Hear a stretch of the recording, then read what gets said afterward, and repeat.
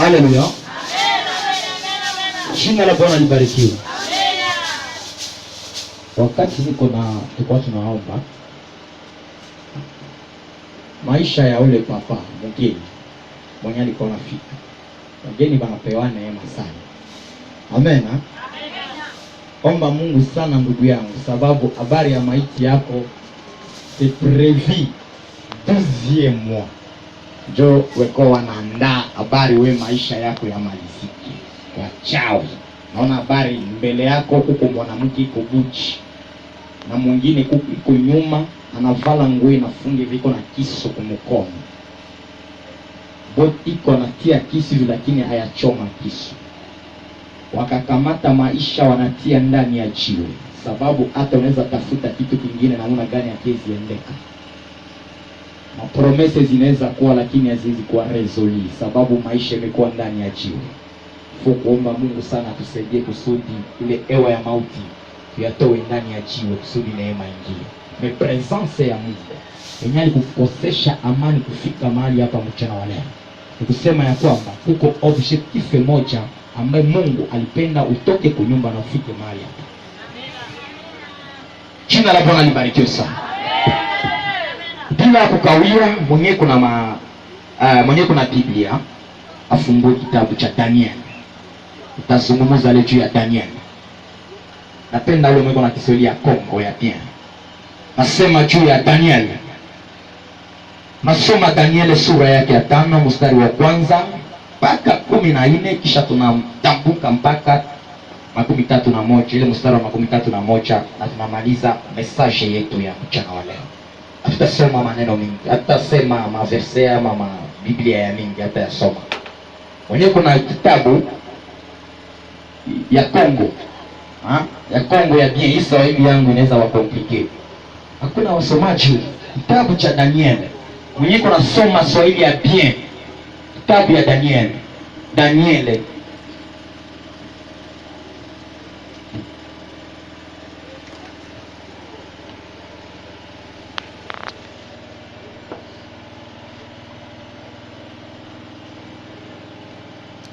Tunasoma kitabu cha Daniel sura 5 mstari wa kwanza hadi 14. Tunasoma katika jina la Yesu. Belshaza mfalme aliwafanyia wakuu wake 1000 karamu kubwa, akanywa divai mbele ya 1000 hao. Belshaza alipokuwa akionja ile divai, akaamuru wavilete vile vyombo vya dhahabu na fedha ambavyo baba yake Nebukadneza alivitoa katika hekalu lilokuwako Yerusalemu, ili kwamba mfalme na wakuu wake na wake zake na masuria wake wapate kuvinywea. Basi wakavileta vile vyombo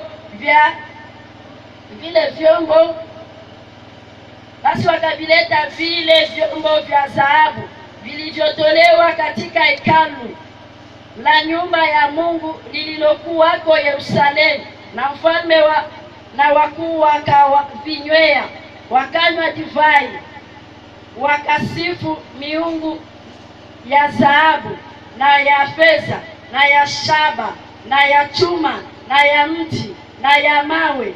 Saa hiyo hiyo vikatokea vidole vya mkono wa mwanadamu, vikaandika katika chokaa ya ukuta wa nyumba ya enzi ya mfalme, mahali palipo kikabila kinara.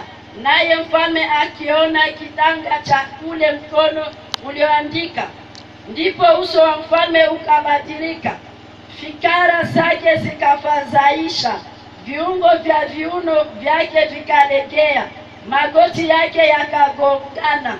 Mfalme akalia kwa sauti kubwa, akaamuru waletwe wachawi na Wakaldayo na manabii wenye hekima na Babeli, mtu awaye yeyote atakayesoma maandiko haya na kuionyesha tafsiri yake atavikwa mavazi ya rangi ya zambarau na kuwa na mkufu wa dhahabu shingoni mwake, naye atakuwa mtu wa tatu katika ufalme. Basi wakaingia wenye hekima wote wa mfalme, lakini hawakuweza kuyasoma yale maandiko wala kumjulisha mfalme tafsiri yake. Ndipo mfalme Belshaza akahangaika sana, uso wake ukabadilika na wakuu wake wakaona fadhaa. Basi si malkia kwa sababu ya maneno ya mfalme na ya wakuu wake akaingia katika nyumba ya karamu. Malkia akakatika nyumba ya karamu. Malkia akanena akasema, mfalme, uishi milele, fikira zako zisikufadhaishe, wala uso wako usibadilike. Yuko mtu katika ufalme wako ambaye roho wa miungu watakatifu inakaa ndani yake, na katika siku za baba yako nuru na ufahamu ya hekima zilionekana ndani yake. Na mfalme Nebukadneza baba yake, na mfalme baba yako akamfanya kuwa mkuu wa maganga na wachawi na Wakaldayo na wanajimu, kwa kuwa roho njema kupita kiasi, na maarifa na ufahamu na uwezo wa kufasiri ndoto na kufunua maneno ya fumbo na kufungua mafumbayo. Mfalme alimuita Belteshaza basi na itwaye Danieli, naye ataionyesha tafsiri. 13 sasa.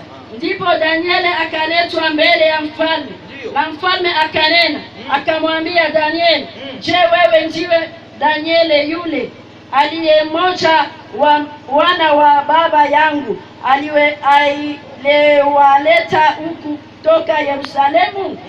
14.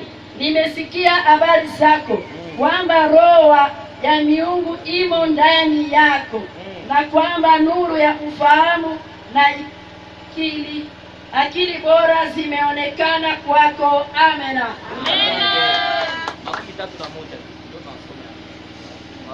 Tunasoma 31.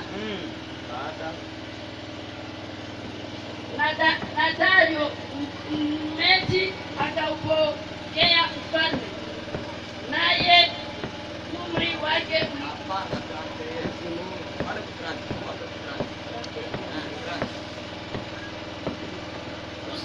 usiku huo mtu wa tatu katika ufalme. Usiku huo Belteshaza mfalme wa Makaldayo akauawa. Amena.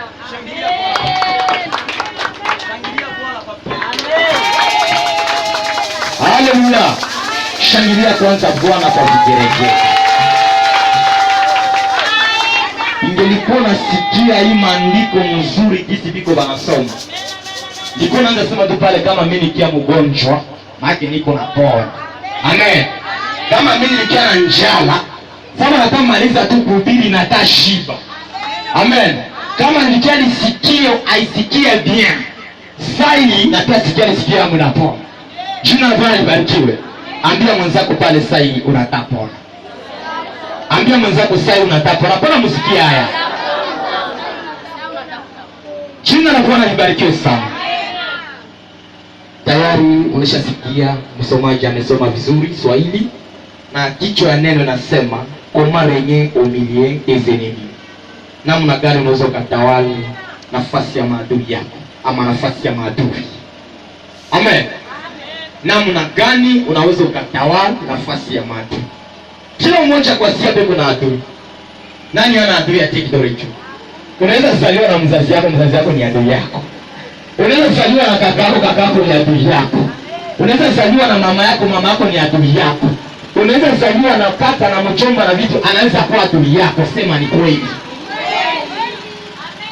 kunaweza zaliwa na anaweza kuwa adui yako. Jina la Bwana libarikiwe sana. Kama utanisikia mchana leo tena, nitakupatia parleji. Amen. Acha tushuke kwa maneno yetu ya mchana wa leo. Tunaingia kwa historia ya Daniel. Na kama tunasema juu ya habari ya Daniel, Daniel alipenda kutuonesha juu ya habari ya kanisa, Eglise. Na kama tunaona Eglise ni kusema wewe na mimi ndio tunachanga kanisa. Ndio maana Daniel alipenda kuleta message juu ya kuambia kanisa ya kwamba ijapokuwa tunaweza pitia difficulty, ijapokuwa tunaweza lala njala, ijapokuwa tunaweza kosa mavazi, un jour tukitembea na upako katika maisha yetu, juu ya kwamba upako yako inaweza kunyang'anyia vitu vyovyote ambavyo vilikuwa mbali vinakuchogelea kwa maisha yako. Sema ni kweli. Haleluya. Sasa maneno ya Mungu nasema ya kwamba juu ya habari ya mtu wa Mungu Daniel.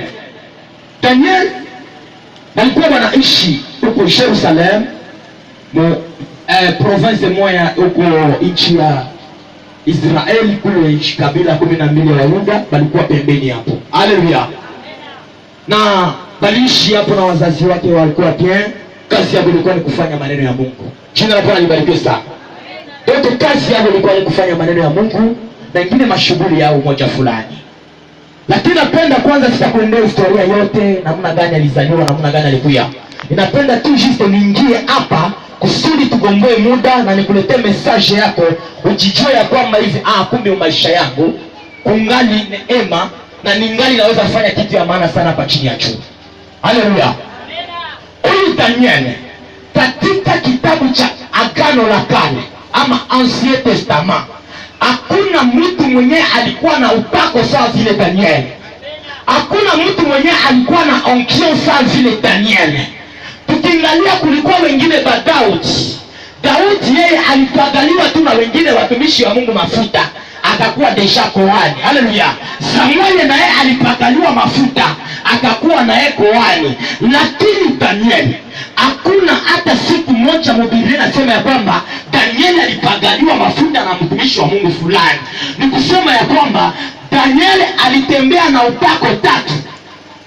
Upako ya kwanza Daniel alitembea na upako ya kifalme, Daniel akatembea na upako ya kinabii, na Daniel akatembea na upako ya kikoani. Ndio tunasema alitembea na onction royale, onction prophétique na onction sacerdotale. Ndio alitembea nayo nani? Daniel. Na ukipenda kuganye mwa hii maisha, ukipenda utawale mwa hii dunia, imekupitia utembee na hii upako yote itatu. Upako ya kinabii, upako ya kifalme na upako ya kikoani. Kwa utafanya nini? Utatawala. Na kama haupende kutembea na ile upako bieneme, hauwezi tawala mwa dunia hii. Tunajua dunia tuko tunaishi yamo haikupende. Amen. Kama tukisiko pale kutiti, haupendewe na dunia. Wewe mwenyewe uliacha salo yako na unakuja mahali hapa mchana wa leo juu ya kwamba mimi sipendewe na dunia. Acha nikwambie, dunia ipende isipopenda, itaki wala isitaki, tunapaswa kutawala. Sababu Biblia inasema ya kwamba watoto wangu hata siku moja watakuwa mikia, lakini watakuwa njo vichwa. Njo maana wewe mtoto wa Mungu mwenyewe unakuja hapa asubuhi ya leo juu ya kwamba maisha yako haiwezi kubakia hata siku moja mateso. Maisha yako haiwezi kubakia siku moja machozi. Maisha yako haiwezi kubakia hata siku moja ya kwenda lalamika. Sababu katika kitabu cha Kumbukumbu la Torati sura 28 na kushuka inasema ya kwamba hata siku moja hakuna yule ambaye itaacha maisha ya mwanangu imeenda na ngaika ama abakie mkia, lakini itapenda siku moja awe kichwa kwa ajili ya maisha yake. Amen. Jina la Bwana libarikiwe sana. Huyu Daniel ilikuwa siku moja Daniel walikuwa bakatifu, bakashikwa mateka katika nchi ya Jerusalem, wakababeba mpaka nchi ya Babeli. Haleluya. Na jinsi Nebukadneza aliwa maltrete, na wakakosa mpaka amani, na Nebukadneza akakufa. Na wakati Nebukadneza alikufa, akaachia mtoto yake pouvoir Belteshaza. Haleluya. Na Nebukadneza wakati aliendaka huko Yerusalemu, akapie vyombo yote ya kanisa. Haleluya. Sasa tuko hapa, anakuja ananyang'anya mainstruments yote yako mkanisa, vikombe binini vingine vyote anabibeba, bakaenda nayo nchi ya Babeli. Unisikilize très bien. Wakati wanabeba vyombo wanaenda nayo nchi ya Babeli, kabakia yabo, bakaiweka fasi moya, bakaanza tumikisha kisi banataka. Nebukadneza akakufa, akaachia mtoto yake pouvoir Belteshaza. Jina la Bwana libarikiwe. Sasa Biblia inasema ya kwamba kulikuwa siku moja wakafanya karamu, mfalme na watu wake. Akasema hapana, watu wangu wa gouverneur wa maire de la ville, ninapenda ya kwamba mkuye tukutane kusale moja fulani, tufanye kwanza fete, sababu siku nyingi sana atufanye ataka mwa seremonika mzuri. Haleluya. Mfalme akakusanyika na jeshi lake pamoja na wagouverneur na wengine watu makushe fulani, akawabeba bakaenda msali. Sikujua kama ilikuwa sali ya Celestine ndio ilikuwa pale, wala Marie Claire sikujua kama ilikuwa Panorama, misichu. Haleluya. Bakaenda, wakati wanafika huko wanatia muziki. Apre kutia muziki wanakunya divai, wanakunya pombe yote ya makali ya dunia. Mfalme wakati analewa anasema hapana, wewe sikote yangu, wewe na wewe mwende kamata ile vyombo vya hekalu vyenye baba yangu Nebukadneza alikuiaga huko Yerusalemu. Mwende kubikamata, mbilete hapa ndani ya salle de fete, tubikunyie mvinyo. Haleluya. Vyombo vya hekalu vinaenda kukamatiwa vikunye mvinyo ya Babeli. Haleluya. Vyombo vya hekalu vinaenda kukamatiwa kusudi vikunye kukunya mvinyo ya Babeli. Sije kama tuko pamoja. Basi wote wanatoka, wakaenda, wanafika, wanakamata vyombo yote, ni mabikombe, ni mameza walikuwa fensi yako, mameza ya session, ni mabiti yote bakatosha ndani ya kwenye walikuwa natia kutepo, banaleta mpaka musal de fete pale kwenye biko wanacheza muziki. Muziki na kolea, sijui kama walikuwa wanacheza vewe ile yenye unapendaka ile vewe, sijui kama walikuwa wanacheza ile ya ulobaki nini, sijui kama ile ndio walikuwa wanacheza. Jina la Bwana libarikiwe sana. Mfalme akasema mmekwisha leta vyombo, asema ndio. Wanakamata mavere vyote vya mwekalu ya Yerusalemu, banatia kwa mvinyo ya Babeli, banaenda banajaza kila yeye yake vere vya hekalu vinatumikishiwa kisha kukunya mvinyo ya Babeli.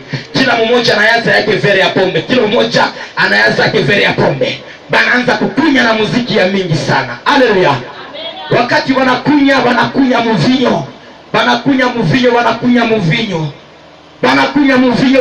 mvinyo, wanajisikia kwamba tunalewa kabisa.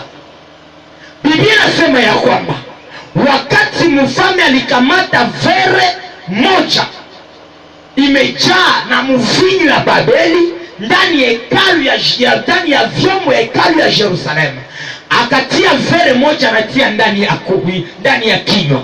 Wakati anamaliza anatia vere kumeza, akaona mbingu inasirika kwa ajili ya vyombo vya Yerusalemu. Haleluya. Mungu akasema hapana, kama mimi nisipoonyesha alama kwa ajili ya vyombo ambavyo vilivyobebwa Yerusalemu, hawa watu wa Babiloni hawatajua ukubwa wa mie Mungu. Imenipitia nionyeshe alama moja mwa isale ya seremoni biko mwayo. Mara moja mkono, haleluya. Ambia mwenzako mkono. Mara moja kipande cha mkono cha mwanadamu kikatoka katika ukuta, kinaandika jina pale Menemene, Pekeni na Peresi. Haleluya. Biblia inashuhudia ya kwamba wakati mfalme alipoona maandiko katika ubao ama katika ukuta, mara moja mfalme akili yake ikafanya nini? Ikasambara, mikono yake ikaregea, miguu yake ikaregea. Sasa mwenyewe anagonjwa polio, mgongo yake yote magonjwa ikaingia ndani ya kiuno, kukaregea, sababu aliona kipande ya mkono inatoka kwenye ukuta ikiandika jina. Haleluya. Kumbe maisha yako vieneme inaomba kipande ya mkono iandike jina moja fulani, kusudi ile jina wewe ufike utafutiwe Yesu, ionekane solution ya maisha yako. Jina la Bwana libarikiwe sana. Ikaleta insecurity total mwinchi ya Babeli. Ambia mwenzako insecurity. Wasema mtu anaanza kufa. Mfalme anaanza kwa mfalme anakuwa tu pale kwenye kuna cheza. Abajue kama iko na cheza, kama iko nafanya nini. Kumbe mfalme yeye acheze tena, miguu imekwisha kuregea, sababu amekwisha kuona nini? Kipande cha mkono alichoona maandiko tayari inakuwa kwenye ukuta. Kwenye ukuta kunakuwa tayari maandiko, imepitia maandiko ionekane kwenye ukuta, kusudi Mungu yeye mwenyewe alete confusion kwa ajili ya maadui. Kama confusion ya Mungu ionekane kubato, bato watasadikia kwamba wanakuwa na Mungu mzima. Jina la Bwana libarikiwe sana. Watu wote ambao walikuwa ndani ya sale wakasikia kwamba hapana, tunasikia woga. Nani ameandika mkono? Nani ameandika jina mahali hapa? Watu wanasahau kusema ya kwamba mfalme njo alituma bene kamata nini? Vyombo. Sirisi mfalme tena njo akwe wa kwanza mkuona nini? Mkuona maandiko. Kulikuwaka watu bengi mwa ile sale. Kulikuwaka wamama, kulikuwaka bababa, kulikuwaka vijana, kulikuwaka mabinti. Juu ya nini tu binti akuonaka mwandiko? Binti hataona mwandiko sababu mfalme njo alikuwaka mwenye dossier. Yeye alinetaka ordre, na kama unaleta ordre yako juu ya kwamba un jour ile sheria inafanya nini? Inaweza kukufa. Jina la Bwana libarikiwe sana. Mfalme akashikwa mateka sababu ya kuona mwandiko. Tutafanya namna gani? Menemene, Pekeni na Peresi. Nani sasa tatafikiria hili? Biblia inashuhudia kwamba wakazunguka katika nchi yote ine ya Babiloni, hawakupata hata mtu mmoja mwenye alipia kutafsiri hiyo miandiko ya Menemene, Pekeni na Peresi. Haleluya. Jina la Bwana libarikiwe sana. Kumbe Mungu yuko na kreye pale kusudi un jour historia ya Danieli ijulikane sasa katika nchi ya Babiloni. Aingelikuwa mwandiko kuandika kibambazi, awani iliendaka kumutafuta nani? Danieli. Sikiliza sasa, wakati miandiko naandikwa kwa ubao, mfalme anasema nani atanipatia tafsiri ya hili? Mimi sijui nasema nini. Tuite bafumu. Banenda ita bafumu ya kubraseri, banenda ita bafumu ya shabunda, banenda ita bafumu yote na wapi na wapi na wapi na Rumangabo na wapi na Kuba Mamata. Haleluya. Banabaleta bote banabatia pale. Mfalme anasema vraiment mwenye atanipatia tafsiri yale niandiko atakuwa mtu wa tatu mwa nchi kubwa. Amen. Tena nitamuvaisha mashene do mpaka pale bado, na nitamuvalisha mavazi ambayo yamekuwa ya zambarao, mavazi ya zambarao, mavazi ya valeur, mavazi yenye ko très cher dans le monde. Mwenye atajua kufanya nini? Unisomea miandiko. Haleluya. Biblia inashuhudia kwamba wafumu wote benye banatembea buchi, benye banavalaka manguo, bakafika bakafanya namna yabo yote, hawakupata solution ya kutafsiri nini? Ya kutafsiri miandiko yenye iliandikiwa kwenye ukuta. Haleluya. Tuko vitu vimoja vya Mungu benye anabiletaka ni kwa ajili ya les enfants de l'Eternel, haiko kwa wapagani. Kama Mungu anaitia vile ni sababu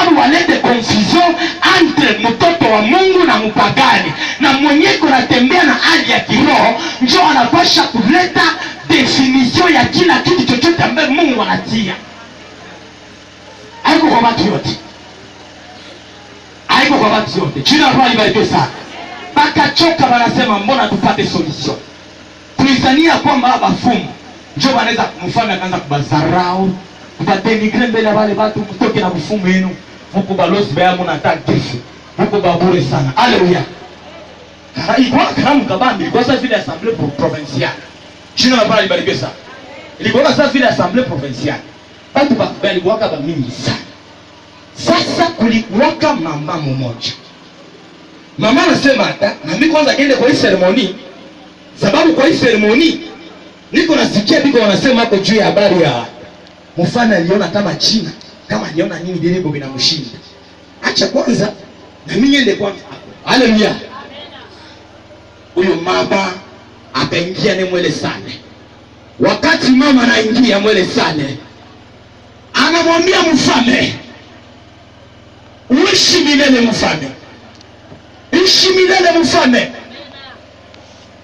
Katika nchi yako kunakuwa mtu mmoja. Haleluya. Ambia mwenzako mtu mmoja. Ambia mwenzako mtu mmoja. Ambia mwenzako mtu mmoja.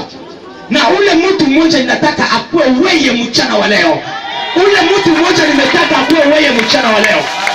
Ambia mwenzako nimetaka mimi nikuwe mtu mmoja mchana wa leo. Ambia mwenzako nimetaka ule mtu mmoja ilikuwe mimi mchana wa leo. Haleluya. Mama atafika akamwambia mfalme, uishi milele, lakini katika nchi yako kunakuwa mtu mmoja ambaye amekuwa na akili ya juu sana kuzidia akili ya wale wafumo ambao liita mahali hapa. Kunakuwa mtu mmoja anakuwa na hekima ya zaidi kuzidia wafumo wenyewe naita hapa. Kunakuwa mtu mmoja ambaye anakuwa na busara kupitia wafumo wenyewe naita hapa. Kunakuwa mtu mmoja ambaye amekuwa na uwezo na nguvu na mamlaka kuzidia hao watu ambao naita hapa. Naye sio mtu mwingine, ni Danieli. Sababu ule Danieli hata pia wakati baba yako Nebukadneza alikuwa ni yeye ndio alikuwa anaikiwa kusudi ya kuja resoudre maprobleme ya baba yako. Na kama na wewe hautamuita, hautapata solution kwa hii jina. Jina la Bwana libarikiwe sana. Mtu mmoja. Nani sasa yule mtu mmoja? Danieli haiko yake kuruenyo. Bali musahau ajulikane sababu yeye ni refugee. Alitoka nchi ya watu. Bana mkamata tu mateka. Anakuja tu sasa vile ka refugee kanafungiwa mpaka mwinchi ya watu ya Babiloni. Danieli ajue kuruenyo gani? Kumbe upako ambao Danieli iko nao ya kifalme, onction royal, inaanza kumkokota na kumchongeza katika kiti cha kige. Haleluya. Na kumchongeza katika kiti chake cha ufalme. Haikuwa volonte ya Danieli. Danieli hakuenda mwinchi ya Babiloni kusema hivi, "Shuru mimi napasha kurenye." Hapana. Onction royal yenye Mungu alitia ndani yake ndio ilikosesha maadui ya amani kusudi mtayarishie kiti ya kukaa katika nchi ya Babeli.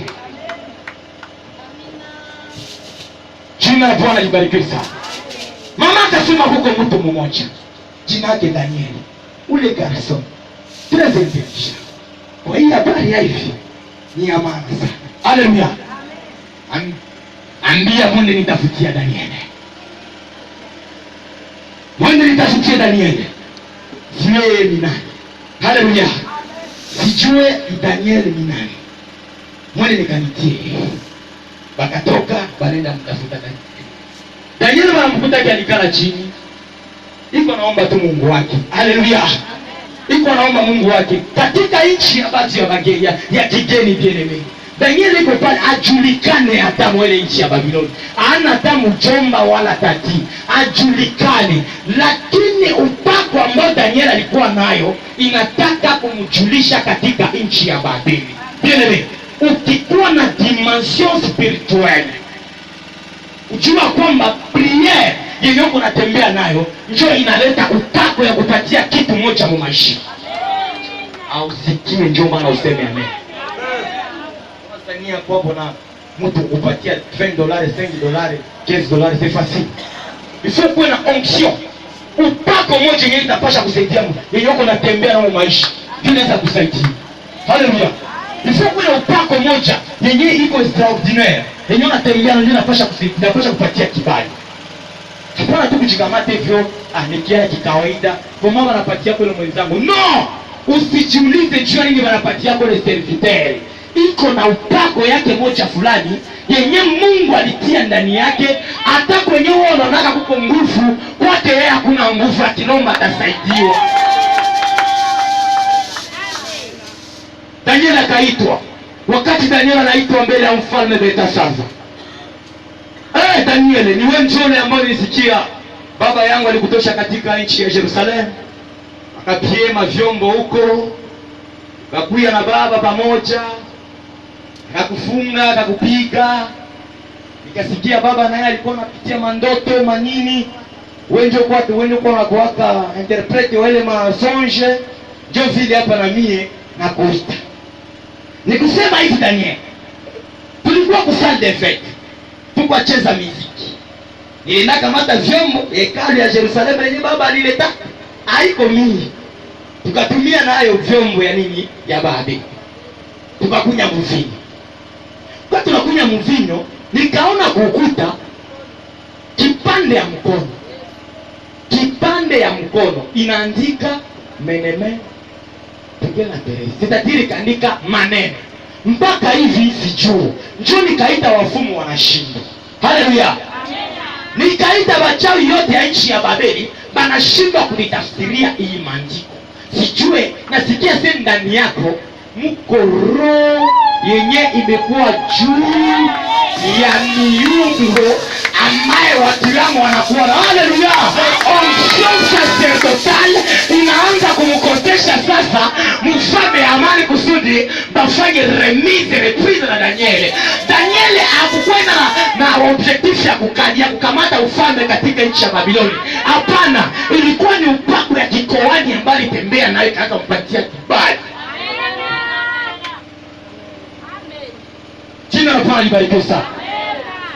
Njoo nikasema hivi, nitampatia mavazi ya zambarau, mwenye atajua kunipatia tafsiri, nitampatia mashene ya mikufu ya dhahabu, mashene do yenye bakikono unavara pa mshingo, hawezi fika hapa ku arede bisi. Bana kupiga hata kisu mshingo na kufa. Huko natembea na franga na dolari. Haleluya. Nitakupatia ile na utakamata 3e place ya kifalme hapa mwinchi ya Babiloni. Njoo. Daniel akamwambia mfalme, baba, mimi sina lazima ya ile vyote uko unaniambia. Sina lazima ya ile kanzu yako ambayo ya zambarau. Sina lazima ya hiyo shenete ya kwako do. Sina lazima ya pesa yoyote. Haleluya. Ya lazima tu nikupatie tafsiri yako na mie niende yangu. Haleluya.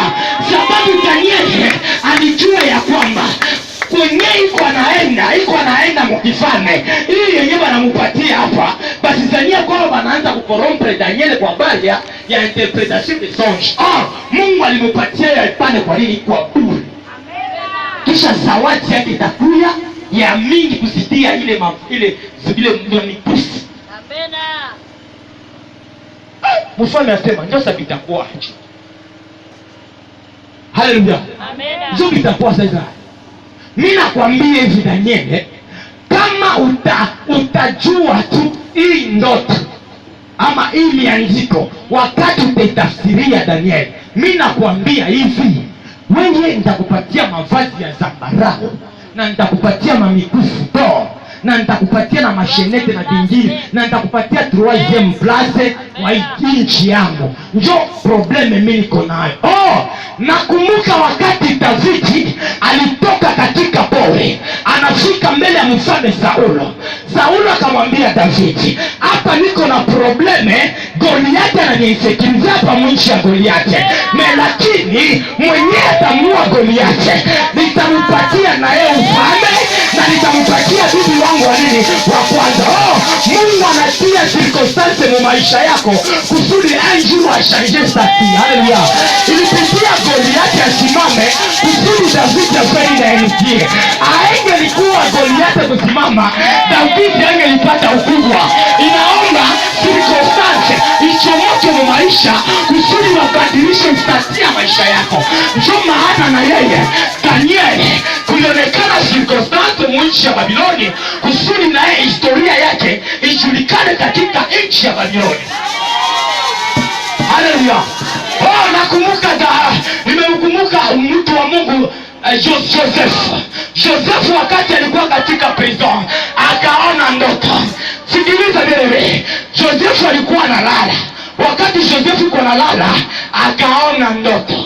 Wakati analota ndoto akaenda kuambia watu, mimi nalota hivi na hivi.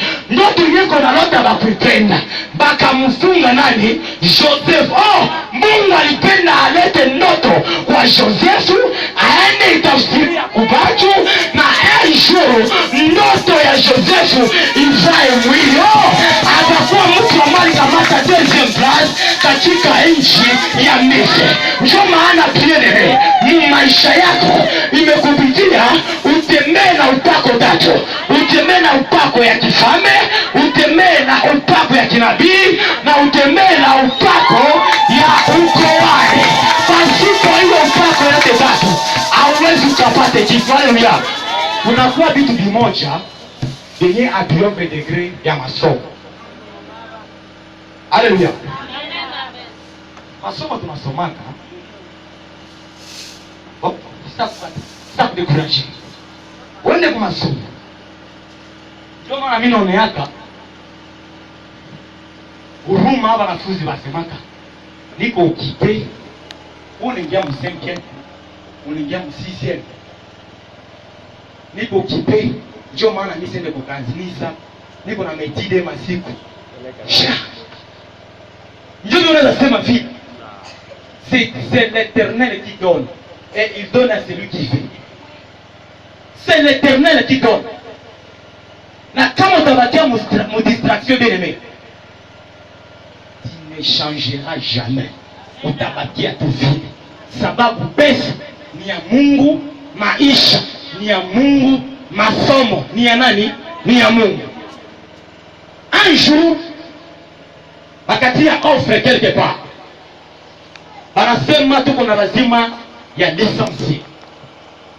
Expérience 5 ans et travail. Et y compris le service rendu. Aoneshe presque vyake vyote vyenye ameshakatumika tena, alishakafanya. Haleluya. Mtu mmoja naye alikuwa diplômé. Anasema hapa wanalomba licencié. Mais moi je suis diplômé simple. Comment je peux y arriver? Or on demande de licencier. C'est pratiquement impossible. Maintenant, je vais m'introduire aussi dans cette situation. Même si na ile cheti ya diplome ya licence, na mimi niko natia na mimi yangu demande pas. Sikiliza bien aimé. Anaenda hapo anaandika Niger honneur de venir au de votre personnalité ya vile vile na kupuya kufika chini anasinya. Sasa sinye anakamata envelope sasa anatia dossier. Anaenda naye kuacha kwa entreprise. Haleluya. Banatia kama numero de téléphone, numero de contact. Anatia. Banaangalia huyu ndesi. Experience yake ya 5 ans. Amen. Anatumika ipataka zaidi kwa diplome. Na anatumika ile 5 ans. Licencié ayatumika kata buzamu. Unasikia? Ayatumika kata buzamu. Ana ta service randi mwenye alishakavua maisha fanya siku moja. Bado bananga soma madossier, banasema hapa prilomba ba licencié. Lakini huyu diplômé malgré que c'est diplômé, mais il a déjà une expérience. Alléluia. Il a déjà une expérience ya kazi. Tumukamate huyu diplome par rapport na twende kukamata lisansie, sababu liko lisansie me ana experience ya kazi hata moja. Me huyu diplome eshakuwa averti. Jina la Bwana libarikiwe sana. Mwenye alikuwa diplome akaitiwa magharibi kwa telefoni, utukute kubiro na kesho lundi ukuanza kazi. Haleluya. Lisansie anabakia mikono kumachafu, graduate anabakia mikono kunini kumachafu. Haleluya. Telemake ule mtu alikuwaka homme de Dieu, ya lazima kwenye demande yake iende sheti sindikizwe na upako. Haleluya. Upako ndio inanyang'anyaka mtu kitu. Kulikuwa makaratasi mengi pala balisansia walikuwa wanatafuta, lakini walisansia wakupata kibali. Mwenye alipata kibali ni diplome, sababu alitembea na nini? Na upako. Kisichowezekana kwa mwanadamu, kwa Mungu kinafanya nini? Kinawezekana. Malaika Gabrieli akamchomokea Maria, akamwambia kusema ya kwamba Maria, umejaliwa neema, sababu ndani mwako utazaa mtoto, na huyo mtoto jina lake itaitwa nani? Yesu. Haleluya. Maria akasema, je, mimi nitazaa na ijapokuwa mimi sina mume? Haleluya. Kumbe Maria alikuwa na upako moja yenye ilikuwa kitofauti na bafie wenyewe walikuwa katika hiyo nchi. Sio kusema ya kwamba Maria yeye mwenyewe ndio alikuwa tu vierge, hapana. Kulikuwa mabinti wengine, lakini kutokana na nini? Na upako moja ambao Mungu alikuwa pamoja nayo, ikashindikiza na kapata neema ya kufanya nini? Ya kupata mimba na kumuzaa nani? Na kumuzaa Yesu. Haleluya. Biblia inashuhudia kusema ya kwamba apres karamu ya mfalme Belshaza, usiku ule ule baada ya mfalme Belshaza kufanya karamu, akauawa. Haleluya. Akauawa. Rafiki yako sasa ni nani? Mfalme Belshaza ulisema ya kwamba mimi ndio roi, niko na maeskote yangu, niko na miujiza yangu, niko na baguvernere wangu. Biblia inashuhudia kwamba apres usiku mfalme kuisha kukunya mvinyo ya Babeli, mfalme Belshaza akauawa. Haleluya. Ni kusema ya kwamba mkono ndio ilikuwa source, mkono ambaye inaleta miandiko kwenye ukuta ndio ilikuwa source ya kuelimine maisha ya Belshaza. Haleluya. Sheki omba Mungu aelimine ule wa adversaire wa maisha yako, hapana kumbembeleza. Ifuna prier très fort na mfalme Belshaza ferili akufe, asiishi tena, sababu hana lazima ya maisha yako. Yeko anapenda tu kukaje maisha yako, yeko anapenda tu kusukumia magonjwa, yeko anapenda tu kufanya nini? Kukosesha amani, yeko anapenda usipate mavazi. Lakini ifo kuomba Mungu andike mkono kwenye ukuta yake, kusudi siku moja Belshaza maisha yake feni yamalizike. Mungu awabariki sana. Amen.